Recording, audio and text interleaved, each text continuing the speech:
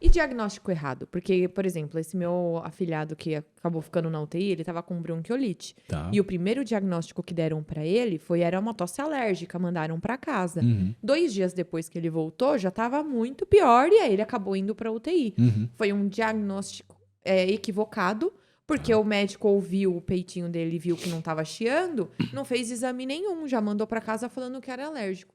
Numa situação dessa, como que o hospital trabalha? Eu sei que tem essas barreiras, os protocolos, mas tem que necessariamente a parte procurar um advogado para apurar se foi um erro médico, para responsabilizar, ou o hospital... Isso é extremamente complexo, né, Tabs? Porque assim, vamos lá. A pessoa ela procurou pronto-socorro naquele dia. Ela tinha sinais e sintomas naquele dia, né? Que são sugestivos de um diagnóstico, né? E o diagnóstico, ele é sempre eliminatório, né? Você vai fazendo por eliminação. Você vai fazendo perguntas, avaliando e você vai eliminando até você chegar num possível diagnóstico. E tem algumas patologias que elas evoluem ao longo dos dias, ou ao longo do dia, né? Então, por exemplo, hoje de manhã você pode estar sentindo uma febre de 37,9 e você pode estar com um pouco de mal-estar. Aí o médico vai te examinar, né? Numa situação hipotética, vai te pedir um raio-x, vai pedir alguns exames laboratoriais e aí tá tudo bem nos seus exames. Não teve nenhuma alteração. Seu Mas não raio-x fez exame. tá ok, aí suponhamos que ele faça. Tá, Nessa situação exemplo, hipotética. tá. Aí depois eu vou chegar nesse caso, só pra você entender. E aí faz o raio-x, tá tudo bem, seu pulmão tá limpo, lá, aí deu um antitérmico pra você e aí deu orientação. Falou, ó, você vai tomar esse remédio assim, assim, assado, tal. Empeorando, você volta. Beleza? Aí, beleza. Aí daqui 6 horas você volta em choque séptico. Você tá com taquicardia, você tá com a febre altona, 39 e tal, não sei o quê. Foi um diagnóstico errado que ele fez no primeiro atendimento? Não. Talvez não. Por exemplo, era uma tosse alérgica. Quando eu falo que é complexo, é difícil a gente analisar sem entender o contexto. Foi uma tosse alérgica? Talvez, pode ter sido. Não fez nenhum exame, fez ausculta, não tinha nada. Mas não tem um protocolo tipo de exames obrigatórios num quadro desse? Como acontece quando a dor é abdominal? Isso. Existem protocolos para patologias específicas, né?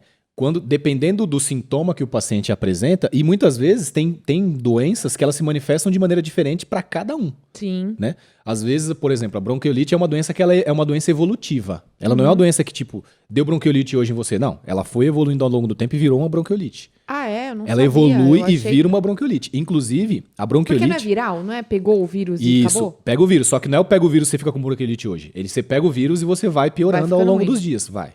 Então, se você vai no primeiro dia de sintoma, geralmente o diagnóstico vai ser esse diagnóstico mesmo. Tá com uma tosse inespecífica, fez ausculta, não tem o pulmão, não tá chiando, tá normal, tal. A temperatura deu um 37,9. Ele tava no terceiro dia de sintoma. Isso, exatamente.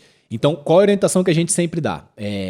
Quando você tiver sentir alguma coisa, tiver alguma necessidade, não procura o pronto-socorro já no primeiro momento, né? A orientação que a gente dá sempre se você tem a opção de passar no médico de maneira eletiva, passa no ambulatório, vai no consultório, passa com o médico pra desafogar também um pouco. Até pra desafogar um pouco, né?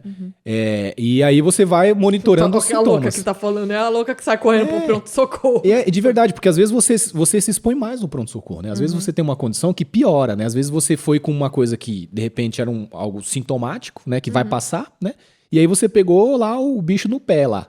Igual ao exemplo que você deu, tava usando chinelo, pegou um bicho no pé, uma infecção, putz. Então você está exposto dentro do hospital.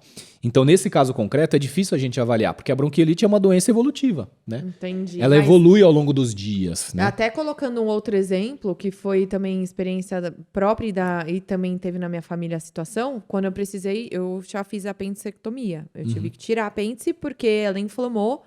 E eu cheguei para fazer a consulta clínica, pediram os exames, porque dor abdominal, eles sempre pedem exame de imagem, né? Isso aí. Aí pediu o exame de imagem, só que antes mesmo de sair o laudo, o médico na análise clínica falou, não, eu tenho certeza que isso é apêndice, vamos correr para cirurgia e não sei o quê. Eu já estava no pré-operatório, já tomando as medicações para entrar em cirurgia. O laudo saiu dizendo que não estava inflamado, mas não o suficiente para tirar. Ela estava levemente inchada. Só que eu já estava no pré-operatório, ninguém esperou o laudo, entrei na faca.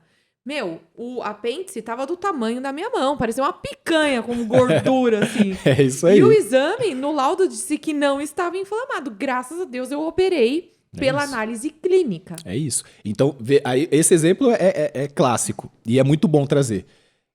O laudo, o profissional geralmente ele não vai atuar apenas com o laudo na mão. Ele vai sempre levar em consideração os aspectos clínicos do paciente. A escuta clínica que ele fez, a análise clínica, a anamnese e o exame. A combinação disso tudo vai gerar um diagnóstico. Vou dar o exemplo da minha filha que operou agora mês passado. Apendicite também, 15 anos. Dor na barriga que não passa. Eu falei, que era só um peidinho atravessado. Estranho, eu falei, estranho, amanhã vamos ver. Aí fomos no outro dia, dor na barriga não passa. Eu falei, vai. Aí, tomografia de abdômen. Aí deu lá uma inflamação no apêndice. Era uma inflamação muito mínima. Muito mínima. Só que o apêndice, ele não é uma coisa que inflama e depois melhora. Depois ele só piora. E é muito rápido, E é muito rápido. E aí, o que o médico falou? Falou, Eduardo, tá assim, assim, assado, tá no estágio inicial, ainda é uma inflamaçãozinha leve, mas acho que seria importante a gente tirar pra gente evitar que isso, né, supure depois e piore e seja uma cirurgia de emergência. Falei, não, beleza, vamos tratar. Aí internou, fez a cirurgia, deu uma inflamaçãozinha pequena mesmo, fez o anátomo lá, não deu nada, tudo bem, hoje ela tá super bem. Então, o diagnóstico, ele é um conjunto de avaliações que o profissional faz. Análise clínica, anamnese do paciente, a escuta, aquilo que o paciente relata de sintoma e o resultado dos exames. Resultado de exame por si só não dá diagnóstico. Não dá. Por isso que às vezes o paciente sai do pronto-socorro insatisfeito porque ele não fez nenhum exame. E às vezes o paciente sai satisfeito porque ele fez um monte de exame e muitas vezes ele não sai com o diagnóstico correto. Que pode acontecer também. A gente tem profissionais que acontece dele dar o diagnóstico pelo resultado dos exames. E ele não avaliou clinicamente o paciente, não fez uma anamnese adequada. De repente, se o médico não tivesse feito uma anamnese adequada em você, um exame físico adequado em você, ele ia falar, não, isso aqui tá tranquilinho, não, vamos... Não, e foi um exame tão besta, porque não foi nem apertando. Foi batendo no peito do meu pé, na planta do meu pé.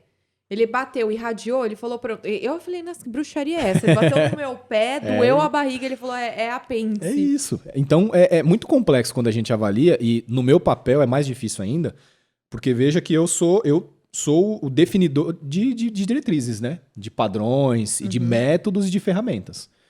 Então, quando eu vou avaliar um evento adverso, né? E um evento adverso, ele não é só um evento adverso, né? Ele não é só aquilo. Geralmente, para ter acontecido aquilo, teve uma sucessão de pequenas outras falhas, que a gente chama de teoria do queijo suíço, né? Existe uma teoria que a gente chama de teoria do queijo suíço, que foi desenvolvida lá em 2001 por um psicólogo inglês, em que ele fala que quando a gente tem o alinhamento dos buracos do queijo, ou seja, a falha das barreiras, o evento chega no paciente, né? Pensa que você corta várias fatias de queijo e você coloca uma na frente da outra, beleza? Tem vários buraquinhos. Eles nunca vão ser simétricos iguais. Vão ser sempre diferentes. Então, se eu tenho um buraquinho aqui e outro aqui em cima, a falha passou por esse primeiro, ela vai brecar no segundo, porque eu tenho uma barreira aqui. Toda vez que esses buraquinhos estão alinhados, ou seja, existiu falhas sucessivas nessas barreiras, vai chegar no paciente e vai causar um dano. Então, o que a gente chama quando acontece um evento catastrófico desse, que eu dei o exemplo lá da vaselina, foi a teoria do queijo suíço. Foi uma sucessão de várias falhas que chegou no paciente e causou o dano. Nunca um evento é só um evento. Nunca um dano é só um dano. E quem respondeu? O hospital ou a profissional? Aí tem todo o contexto, né? Aí tem do ponto de vista legal e tem do ponto de vista profissional. Essa profissional ela foi denunciada no Corém, enfim. Então esse trâmite burocrático de processos, sejam internos ou externos, e aí cada um tem um olhar, né? Sobre a responsabilidade civil, sobre a responsabilidade criminal, tem a questão da responsabilidade profissional, da ética profissional. Então cada conselho ou cada órgão vai fazer a sua análise do caso concreto de acordo com aquilo que tem de evidência objetiva. Então, mas numa relação de consumo, a gente tem o que a gente chama de cadeia de fornecedores, né? Quando a gente tem uma falha, pouco importa se foi do funcionário da empresa, se foi a empresa, se foi fabricante, se foi distribuidor. É isso. É uma cadeia. Você aciona o que for mais próximo ou mais conveniente para o consumidor. É isso aí. E ele vai acionar internamente como ação de regresso. Ele vai desdobrando, os demais, né? Sim. Tipo, eu vou bancar o seu dano aqui, mas eu vou pedir o reembolso do fulano ali. Na saúde também acontece, por exemplo, eu aciono o hospital arca com isso, e aí vocês entram com ação de regresso contra o profissional? Eu desconheço, assim, nunca ouvi falar. Nunca aconteceu. Que eu tenha participado dos hospitais que eu tenha trabalhado, eu nunca observei nenhuma situação, a não ser as questões de assédio, que são clássicas, né? Que aí não tem como, né? É a atitude da pessoa. Assim? Acontece. Puta Acontece. fogo, viu? Infelizmente acontece. Não é a maioria, mas acontece, né? E aí, vocês fazem isso. nesse caso, sim. Aí o paciente ele vai acionar o hospital, né? E aí o hospital faz o desdobramento das responsabilidades todas, né? Tá, mas aí ele denuncia o hospital e o hospital, vocês arcam, por exemplo, com danos morais por livre e espontânea vontade ou esperam uma decisão judicial que atribua essa obrigação? Isso vai depender muito da política de cada hospital, né? Dependendo do hospital, se ele Mas você já viu acontecer de forma espontânea? já havia acontecer. Então, por exemplo, um paciente acionou o hospital na justiça por um abuso, um assédio sexual. Aí o hospital fez um processo interno e constatou que de fato teve o assédio sexual. Então, dependendo da política do hospital, ele vai chamar o paciente e vai falar o seguinte, olha, vamos compor aqui, vamos fazer um acordo e tal, entendeu? Se pediu X, a gente... E aí aciona ou não o médico. Aí aciona ou não o médico. Aí é uma Mas questão tem que... essa relação de tem responsabilidade essa relação de solidária, né, que a gente fala. Tem. Todos ali são culpados, independente do nível da culpa. Isso tem sim, isso tem. Tá. E aí depende da política de cada instituição, né? Então, tem instituição que vai que espera a judicialização para ver o que vai dar no final, e tem instituição que já se antecipa, né? Identificou que de fato teve, assume a culpa, fala, aconteceu, tal, você pediu, sei lá, 5 mil reais de indenização, tá bom, beleza, eu vou pagar aqui, a gente encerra o processo e resolveu. Então, você falou que tem empresa que faz isso de forma espontânea, mas teve uma época que eu atuei em direito médico e um dos casos que eu peguei foi contra um processo, um hospital público, porque teve um probleminha no parto que levou o bebê ao óbito. Ele nasceu morto porque foi usar o fórceps e deu ruim. Sim, entendi. Deu ruim e foi constatado que foi um erro médico.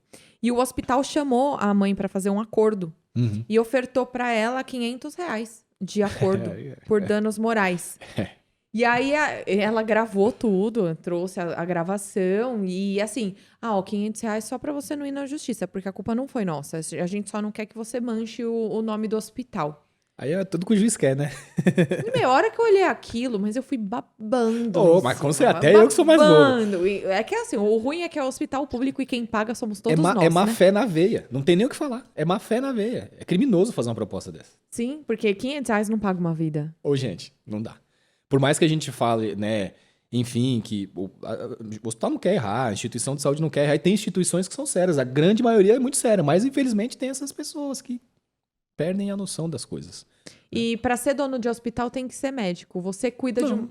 Não tem que ser médico? Não Não, necessariamente. dono não, mas presidente ali, ou um diretor, ou um cargo, não precisa ser médico? Não precisa ser médico. Porque você tá falando tanto desses processos, e aí eu ia falar, o legal é que você não é da área Não médica. Eu não sou profissional de saúde, né? Profissional de saúde que a gente fala não sou enfermeiro, não sou fisioterapeuta, não tenho formação assistencial, né? Mas a experiência que eu tenho ao longo do tempo da forma que eu fui me especializando ao longo do tempo, então eu me sinto confortável de tratar determinados assuntos. Então, qualquer profissional que se dedique a estudar sobre saúde, sobre gestão, tem total condição de fazer administração de hospital, né? A gente tem hoje hospitais... Mas tem que ter o médico, pelo menos, no conselho ali, não tem? Não, aí tem as questões legais todas, né? Então, por exemplo, eu tenho diretor técnico médico, eu tenho diretor clínico, que são questões que que o próprio CRM, são regras do próprio CRM. Então... O médico, é o conselho de classe. Isso. Gente. O médico sempre vai fazer parte do corpo clínico do hospital e da direção do hospital de alguma forma, né? Entendi. Mas para ser, por exemplo, diretor do hospital, presidente do hospital ou qualquer nome outro que deem, né? Diretor executivo, enfim, não precisa necessariamente ser médico, né? Hoje a gente tem enfermeiros, a gente tem administradores, a gente tem advogados, a gente tem psicólogos sendo diretor de hospital. Que legal. Então depende muito independe da formação. E depende muito do conhecimento que você adquire ao longo do tempo. Mas tem que ter uma vivência ali médica, porque você tem que ter o mínimo da noção da dinâmica que acontece ali. Porque... Eu posso te dar o meu exemplo. Eu não tenho formação assistencial e eu sou coordenador da qualidade. Eu discuto casos clínicos com profissionais altamente especializados. Então, esse conhecimento eu preciso ir atrás, né? Não dá para eu entrar numa discussão técnica sem conhecimento. Eu posso não saber, né? Eu posso não saber fazer, mas minimamente eu vou entender como é que faz. E Sim. aí o meu papel é sempre, e aí isso eu brinco muito com os profissionais, né? O meu papel é sempre provocar reflexão. Eu sempre vou perguntar, mas e aí? Se a gente tivesse feito assim, será que o resultado era o mesmo? Você é o IC Eu sou o IC, eu sou o advogado do negócio, entendeu? Então assim, Sim. Né, gente? Eu sou o advogado do paciente, né? Então eu tô sempre ali, né? Ó, mas e se a gente tivesse feito assim, será que a gente teria o resultado diferente? Ah, não, Eduardo, é verdade. Talvez se a gente tivesse feito isso, não teria o resultado diferente por isso, por isso, por isso. Ah, beleza, então me convenceu. E uma outra curiosidade. O hospital, ele tem a obrigação de guardar os documentos por quanto tempo? Por Eita. exemplo, eu tenho um prontuário hoje. Lá vem, sabia que ia vir essa pergunta. Eu tenho que perguntar. Eu Sabe por quê? sabia. A minha sogra, uma vez, ela arrumou uma treta no hospital, porque ela foi foi pedir o prontuário da mãe dela, que tinha ficado internada, tipo, um mês antes. E disseram que não tinha no sistema a passagem dela no hospital e que eles tinham a obrigação de guardar só até um mês. E aí, nessa época, eu cheguei a pesquisar sobre isso e eu vi que é muito discutível. Eu ia falar pra você, depende. Então, olha assim lá. como em tudo no direito, depende. Tudo depende. Depende. Aí, ó, ele é advogado junto, não tem jeito. Nada é sim, Advogado nada é da não, saúde. tudo pode ser talvez. É. Em direito é assim, nada é sim, nada é não, tudo pode ser talvez, depende. Existem algumas resoluções dos CRMs regionais que falam de 20 anos, de 30 anos. Nossa, qualquer passagem tem que ficar... Qualquer atendimento médico, 20 anos. É o pronto, porque Exames um atendimento seu, ele gera um prontuário. Virou um prontuário, 20 anos. Se vira hospital, você tem que guardar 20 anos, tá? Então, existem Deus. algumas resoluções do CRM que determinam que, minimamente, você tem que arquivar por 20 anos o físico. Depois de 20 anos, você pode descartar o físico. Só que você tem que manter o arquivo digital. Nossa, 20 anos 20 físico anos. e depois virou digital. Nossa Eu Senhora. trabalhei no hospital que ele tem o prontuário número 1. E é um hospital de quase 100 anos. Então, ele não jogou absolutamente nada fora. Aí, enfim, não fica no hospital, né? Fica num, Não fica. Aí num terreno de tem 300 mil empresas, hectares. aí tem empresas que guardam arquivos e tal, e aí esses arquivos ficam todos lá guardados. Mas é discutível, totalmente discutível. O que não pode você passou um mês e aí jogou fora, aí não pode, né? Sumiu Não sumiu pode. do sistema. Não pode. E aí, o que a pessoa Porque faz? o hospital- Ela aciona o quê? O CRM mesmo? Aí tem que acionar o CRM, tem que acionar, pode acionar até o Código de Defesa do Consumidor também, porque é uma Sim. relação de consumo. Sim. E tem uma questão importante também do prontuário, né? Que o prontuário, o hospital, ele é fiel depositário do prontuário. O prontuário é do paciente, o prontuário é meu. O hospital, ele é fiel depositário, tem que guardar, ele tem obrigação de guardar. E tem a obrigação de te entregar todas A hora as- que você quiser. E toda a documentação. Se você chegar em qualquer hospital que você passou, olha, eu quero uma cópia do meu prontuário. Ah, mas por que você quer? Não interessa. Eu quero porque é meu. Você tem direito. Então, o prontuário é do paciente. O hospital, ele é fiel depositário. Ele tem a obrigação de guardar. De manter a integridade das informações. Tava até uma polêmica agora, essa semana. E aí tem um advogado que eu sigo, não sei se você conhece, que é o Josenir Teixeira. Que é um advogado que eu sigo, que ele tem uma linha de filantropia e tal. Então, ele trabalha muito com ONG, assim.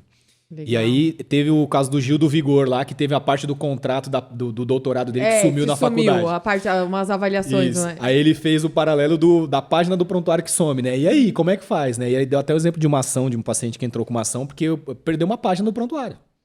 Então, assim, a página é minha, eu quero saber o que aconteceu naquele dia. E aí processou o hospital foi condenado, danos morais, porque perdeu uma página do prontuário do paciente. Né? Então, o hospital, ele tem a obrigação de guardar. E o Sim. prontuário, ele é seu. Ele é meu, ele é seu, é do paciente. E por 20 anos via física. Tem que guardar e depois E manter o arquivo digital. digital. É isso aí. Caraca, meu, aí, viram? Pode exigir o prontuário daquela gripinha que você passou no pronto-socorro. Só que não vai fazer de má fé pra chover, processo pedindo Isso. danos morais, só porque viu, ai, vou lá, se não tiver eu vou isso. processar. E assim, não é tão simples assim caracterizar um erro médico, né? Um erro médico ou uma falha, né? Erro médico a gente tá falando de qualquer evento que não tenha sido ali, né, Sim. entendido como algo ok pro paciente. Não, mas só dele solicitar o prontuário e não ter, já geraria o dano. Sim. Porque é direito dele deter do documento. Não, é direito dele. E é o direito de qualquer pessoa reclamar qualquer coisa. Então, assim, Sim. eu posso me sentir lesado num hospital porque não recebi nenhum exame. Saí do pronto-socorro, pô, mas não fez nenhum exame, vou processar. Ah, por que você vai processar? Porque eu não fez nenhum exame em mim, eu ainda tô doente.